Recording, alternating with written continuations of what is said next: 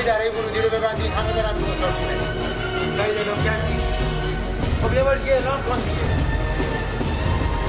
از نفتش دم بدید به دریایی، از نفتش دم بدید به دریایی. به ما حمله شده. تکرار میکنم، به ما حمله شده.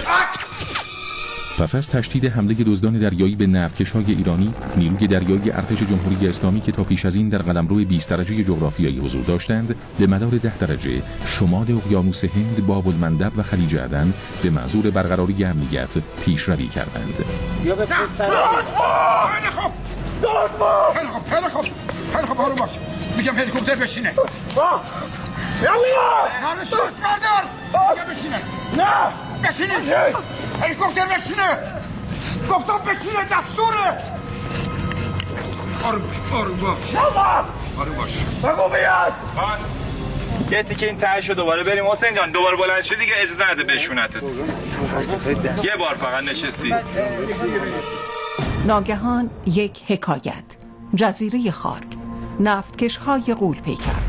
صحنه فیلمی تلویزیونی با هنرمندی داریوش فرهنگ. بازی ساز نقش ناخدایی که قرار است در خلیج عدن فرمانده جنگ با دزدان دریایی باشد. صدا دوربین رفت 11 3 2 1 حرکت. همونجا باشه. پشت سر من دریای خلیج فارس، همون که شما و همه ما بهش مفتخریم و دوست داریم. همیشه دوست داشتم روی دریا، به خصوص دریای خلیج فارس، یک کاری رو بازی بکنم. حتی تو میتونی تو این نشستنه جوری هم بگی. اینجاشو بگیریم. از اینجا بچه‌ها، از اینجا که میشینه بعد تو میگی که اول خودت نشون میدی. اوکی دونت شوت. اینش خوب بولای فرنگ. از اینجا به بعدشو بگیر. اصلا رو انداخت. خیلی اصلا انداخت. از این به بعد میشینی؟ انداختی هول بدی؟ میشینه بلندش میکنی. ببین بعد اصلا هلیکوپتر رو تو ندید. تمام مدت اینجوری هلیکوپتر رو بکشی. نمایش اما دیری پیش از این آغاز شده با بازی حسین مهری در نقش پارسا، فرزند ناخودآگاور که برای تهیه فیلمی مستند از انتقال نفت ایران به جزیره آمده است. خب ما دوست داریم فضاها و اتمسفرهای مختلفی رو تجربه کنیم و خودمون رو توش محک بزنیم. اینجا یکی از اون فضاهای متفاوتی بود که شاید امکان داشت برای هر بازیگری خیلی پیش نیاد. شاید مثلا تو زندگی یه بار پیش بیاد که یه همچین فضایی، یه لوکیشنی، یه قصه‌ای به این شکلی رو بخوایم کار کنیم. آقا حاضرین بچه‌ها؟ دوربین حاضره؟ دوربین بره. همونجا بیست. اینجا دیگه تای خطه. این مسخره بازی رو تمومش کن، افتاده به زمین. خیلی خوب. اوکی. Don't shoot.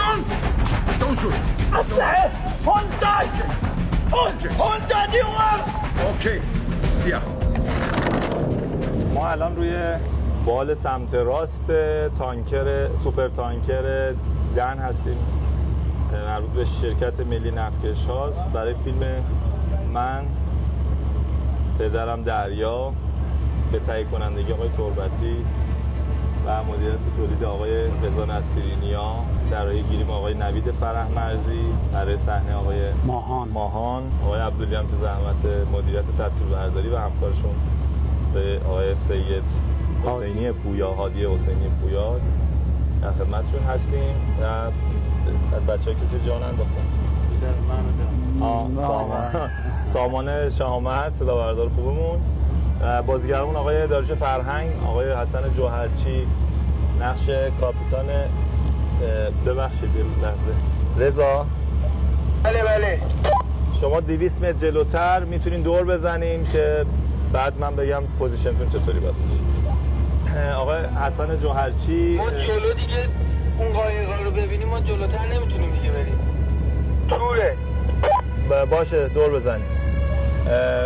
بچه ما الان توی ناو هستن، قراره ناو به اون سمتی که قراره جهت ناو حرکت بدن به سمتی که ما لازم داریم. و من داشتم آقای جوهرچی رو گفتم که کاپیتان سوپر تانکر نفتکش هستن در واقع. آقای نخعی معاونشون هستن، آقای زاره معاون آقای فرهنگ توی ناو و حسین مهری سارنگ بهمنی دو تا نقش جوونامون رو بازی میکنن. افشین تو قرار بود اینجا یه ذره کلافگی داشته باشی. نه مفکرین خیلی وایسادی همینجوری تو ایشون.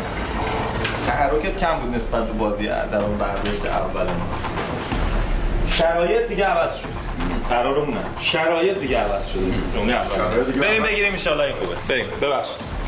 اول از همه گفتم نویسنده و کارگردانش دیگه، چون برای من همیشه توی خیلی کم کار میکنم، شما خودتون خوب میدونید و اصلا دوست ندارم زیاد کار کنم که کات کنی این کانال من در نقش دوزم بزنی شبکه 3، در نقش دکترم شبکه 4 بزنی در نقش معلم. اصلا علاقه به این نوع بازیگری ندارم. حرمت و ارزش ویژه‌ای برای بازی و بازیگری قائلم. به این دلیل گزیده کار میکنم، کم کار میکنم، اما امیدوارم کاری رو بکنم که هم شما دوست بدارید و هم خودم، چون که احترام قائلم، ارزش قائلم به شعر و شعور این مردم. این نقش قسمتی از خاک ایرانه و حراست از تک تک افراد مملکت وظیفه منه. کریم خودسیانی و حمزه صالحی از کنش دراماتیک و عاطفی آدم‌ها در پیچ و خم ماجراها، کوران حادثه‌ها و گذر بی‌امان زندگی می‌گویند. از فاصله‌ها، تردیدها، قضاوت‌ها و گره‌هایی که یک بار باز می‌شوند به درکی ژرف از دیروز، امروز، فردا. 4-5 سال پیش خبر دزدای دریایی که حمله کرده بودند به یکی از کشتی‌ها رو شنیدم و اتفاقی که افتاد با دوست خوبم حمزه صالحی درگیر این ایده شدیم که بیایم یک قصه‌ای رو طراحی بکنیم که ماجرای دزدای دریایی رو بهش بپردازیم. ما از 2 سال پیش تحقیقاتمون خیلی زیاد شد. این صدایی که میشنوید صدای هلیکوپتری است که در واقع برای نیروی دریایی هست و اومدن که فضاها و نماهای هلیشات قضیه رو بگیرن. عرضم به حضورتون بعد از 2 سال ما الان، یعنی هولوش 1 ماه پیش، کار کلید خورد. البته 6 ماه قبل من به همراه آقای تربتی فرد، مرداد خوشبخت، آقای نصیرنیا و دستیار آقای خوشبخت پا شدیم اومدیم خارج بوشهر و تحقیقات خیلی زیادی رو کردیم. ما توی ناو رفتیم، توی نفتکش رفتیم و خیلی اتفاقات مختلفی افتاد تا حاصل کار شد فیلمنامه من پدرم دریا. نزدیکی الان داره این مرتب ما داریم میچرخیم. الان جزیره افتاد اون وقت. خب اوکی، داستان فیلم من پدرم دریا در مورد یه نفت سوپر تانکر شرکت ملی نفتکشات. ببخشید. بله رضا. اوکی. بله دیگه، فکر می‌کنم فقط فاصلتون یادته که کجا باید باشین دیگه.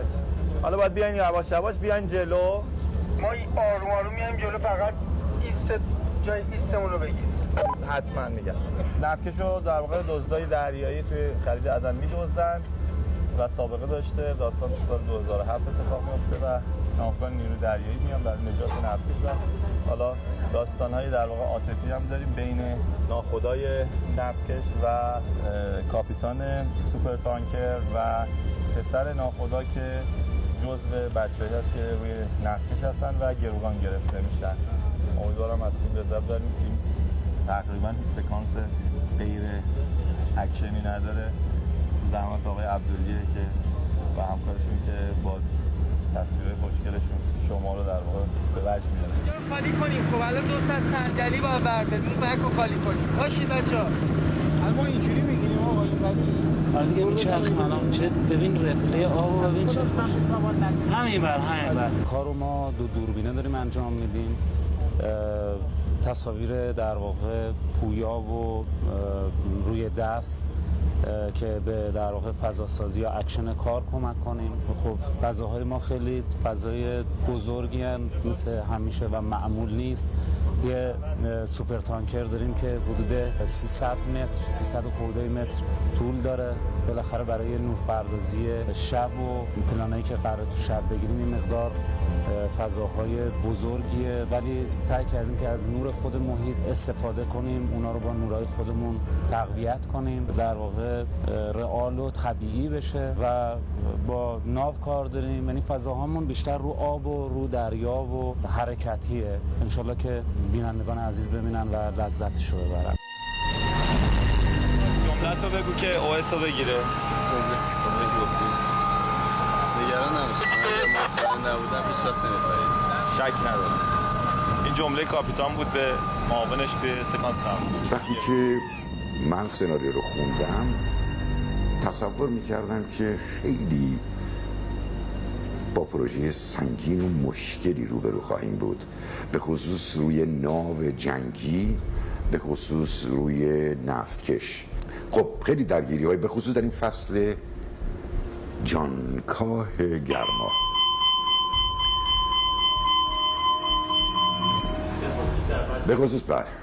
به خصوص در این فصل تابستان ایرادی نداره، من مکس میکنم، به خصوص در این گرمای طاقت فرسای با من سر آقا اگه من میگم دیگه این صدا میاد دیگه، اینجا نفتکشه دیگه، به خصوص در این فصل گرم و طولانی.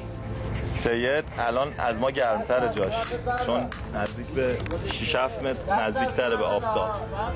اما وقتی که وارد نفتکش شدیم، چون بیشترین صحنه ها و سکانس های این فیلم توی نفتکش و ناو جنگی میگذره، یک زندگی جریان داره، یک هویت و معنای خاصی دریاییان دارن. واقعا لغت مناسبی است که دلشون دریاییه. چقدر فیلم میگیری؟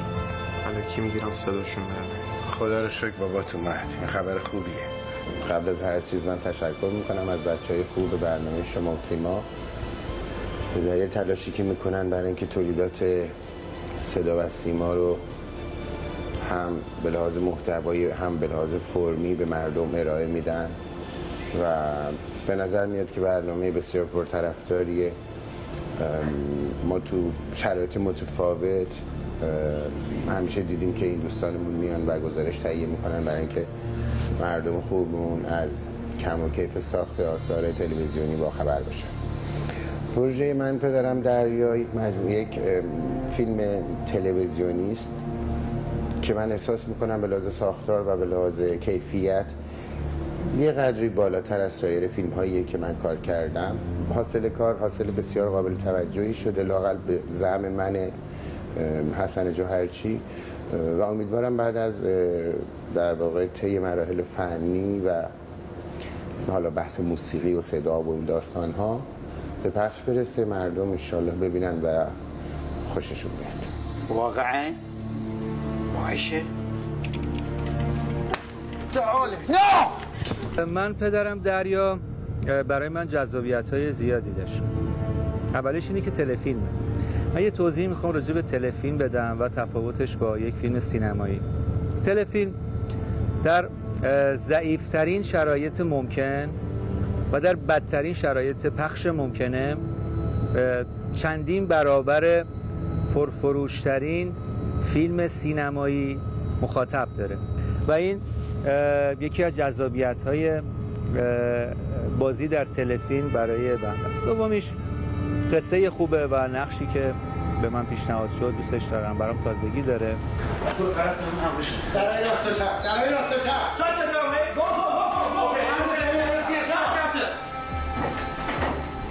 کات صبر کن ببینم. افشین تو داری میگی یه چیز دیگه هم میگی؟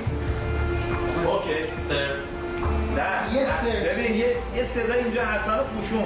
حسن داره میگه امرجنسی استاپ، یه چیزی اون روش بود صدا اومد. خب بریم دفعه نمیگم. امرجنسی استاپ. در واقع قرار گذاشته بودیم که آخر فروردین شروع کنیم 20-25. من 20 اسفند افتادم توی سانحه‌ای و یکی از مهرهای کمرم شکست و مجبور شدم که 6 هفته استراحت مطلق داشته باشم. دکتر تجویز کرد، اما چون تایمی که تعیین شد در نهایت 29 فروردین دیگه نمیشد عقبش انداخت به دلیل آب و هوا و هماهنگی‌هایی که انجام شده بود، مثل ناو، هماهنگی هلیکوپتر، نفتکش و همه اینا در کنار همدیگه توی تایم خاص.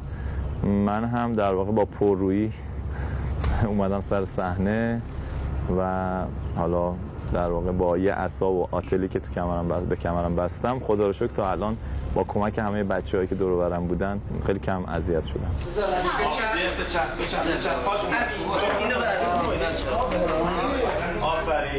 خیلی هماهنگی‌های پیچیده‌ای داشت و در کنار این فیلمنامه هم به تدریج حاضر میشد و نظرات مختلفی هم بود روی فیلمنامه. کریم قدسیانی خیلی زحمت کشید، بارها فیلمنامه رو تغییر داد و ما مجبور بودیم که هماهنگی‌های جدیدی بکنیم در ارتباط با تغییراتی که اتفاق میفته و این یه چیزی حدود 6 ماه طول کشید و بودجه این فیلم هم خیلی تفاوتی با فیلم‌های دیگه نداره، خیلی که شاید بگم اصلاً نداره.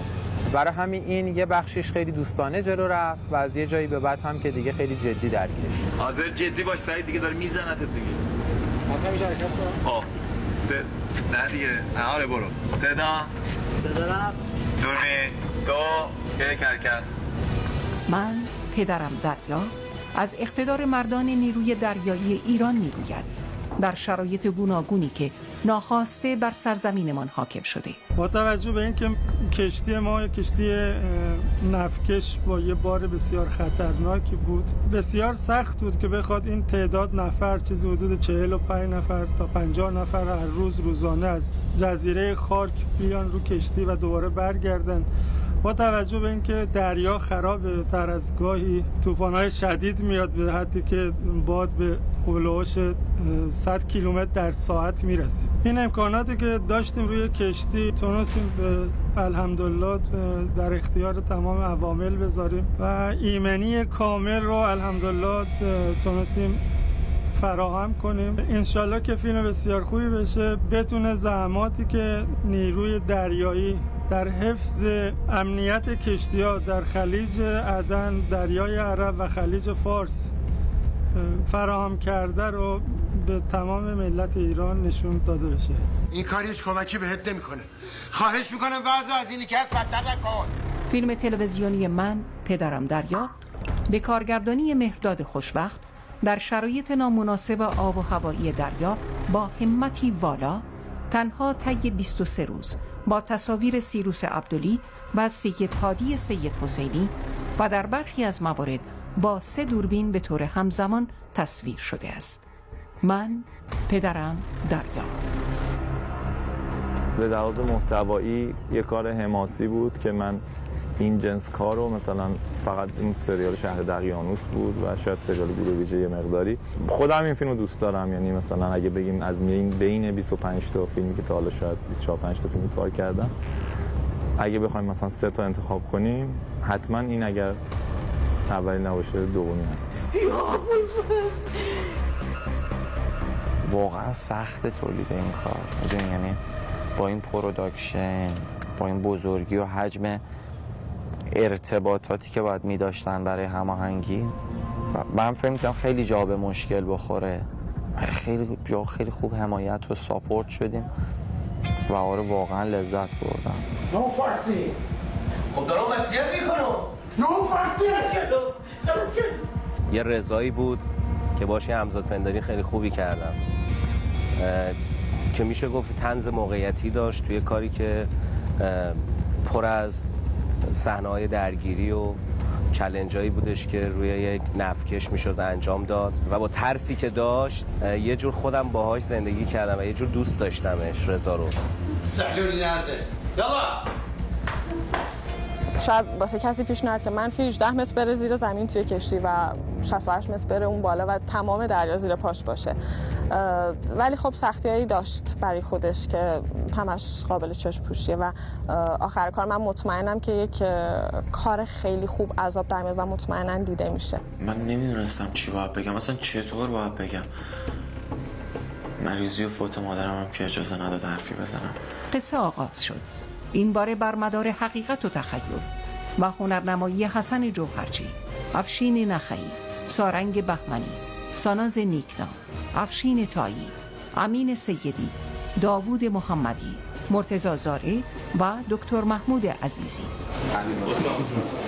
اینجا که بلند شدی به حالتی که بخوای بری به نفر گل یهو اینجا میگیرته برمیگردی نگاه طولانی بهش سیگارتو ننداز، یعنی که امیدوارم اتفاقی که میفته این باشه که ماحصل کار رضایت مردم باشه و از همه مهمتر برای عموم مردم ایران بادی توی قبقبشون بیفته و افتخار کنن به این که جانبرکفان و از جانگذشتگانی در خانواده نیروی دریایی ارتش جمهوری اسلامی ایران با تمام قوا دارن حراست میکنن از مرزهای آبی و آبهای ایران عزیزمون و خانواده نفتکش ها بدونن که با پدرانشون و فرزندانشون با چه مشغله هایی و مشکلاتی دارن دست و پنجه نرم میکنن. خانواده عزیزان نیروی دریایی هم وقتی این فیلم تموم بشه یک بوسه‌ای بزنن بر شانه های پدرانشون، برادرانشون، فرزندانشون و یک خدا قوت بهشون بگن. کاپیتان، من میخوام از این فرصت استفاده کنم یه پلان عبوری از هلیکوپتر با ارتفاع کم نزدیک به در واقع آب. الان ما داریم مستقر میشیم رو چپ پاشنه که بله. خب خیلی کوتاه بگم میشه که همون ارق ملی که وجود داشت باعث شد که ما به این سمت بریم. بدی دریا خودش یک بحث عادت نداشتن بچه‌ها به دریا که حتی تو شرایط عادی هم خیلی رو دریا نمیتونن کار بکنن. حالا شما این حساب بکنید که دریا خراب بشه و مجبور شن که 4 شبانه روز فقط روی نفتکش بمونن و هم کار کنن هم زندگی کنن. سید برو تو چپ پاشنه که بتونی پلان عبوری تو بگیری. مسئولیت سنگینی که ویژگی نیروهای مسلح به عنوان حافظان مرزهای مقدس نظام جمهوری اسلامی ایران. حالا اگر هنرمندای عزیز این وسط پیدا بشن، کمر همت ببندن و بیان بگن آی آدمایی که تو مرزا دارین خدمت میکنین و شغلتون مقدسه، ما هم دوستتون داریم و همچون دوستتون داریم میخوایم یک مقدار از زندگی شما رو به تصویر بکشیم. نیروی دریایی راهبردی ارتش جمهوری اسلامی یک ویژگی خاصی داره، اونم اینه که بچهای ما دست و پنجه نرم میکنن با امواج دریا، دست و پنجه نرم میکنن با آهن، با فلز، دوری، غربت، غریبی. یک غریبی توی اون که تو مرز داری زندگی میکنی، به جای خود یک غریبی هم تو دریاست. دریایی که از کران تا کرانش فقط آب است و آب و مسئولیت و حالا کشتی‌هایی که ممکنه تو دریا ببینی و اون وظیفه سنگینی که به عهدته و بعد از 120 روز، 100 روز، 90 روز، 80 روز برمیگردی پیش خانواده‌ای که 120 روز دوری تو تحمل کردن و الان یک پدری رو توقع دارن که بیاد و پدری بکنه، ولی از این طرف پدری که 120 روز دوری اونا رو تحمل کرده. این ایجاد رابطه بین بیننده و این شغل یه کار سختی، ظرافت‌های خاص خودش هم داره که من جا داره اینجا تشکر بکنم از همه عزیزانی که اومدن این سختی‌ها رو به تصویر بکشن. به نظرم برای اون سکانس درگیری که رو زمین عشق می‌خوایم بگیریم این بر پروژه اگه بذاریم می‌تونیم نوت کشتی رو در نوت کشتی درسته. فقط تو تایم خاص بگیریم. باورتون میشه یک روز سر صحنه بودم، فیلمبردار میخواستن یک پلان از من بگیرن. فیلمبردار به کارگردان گفت ای کاش این نور از مثلا طرف راست صورتش میخورد به صورت مثلا این فرمانده عملیات. ضمن من نقش فرمانده عملیات رو توی این فیلم بازی میکنم. بعد کارگردان گفت خب حالا چه باید کرد تو واقعا این چیزی که خواستی؟ گفت کاش میشد این ناو جنگی یه خورده میچرخید میومدید و باور نمیکنه کسی که به خاطر گرفتن یک پلان ناو جنگی 180 درجه بچرخه. این نکته خیلی جالبه، شما یک ناو جنگی توجه کنید، ناو جنگی روی دریا میچرخه که بتونیم یک پلان بگیریم. تو خود حدیث مفصل بخوان از این مشور. من پدرم دریا با تهیه کنندگی مهدی تربتی، محصول مرکز امور نمایش سیماست. من پدرم دریا.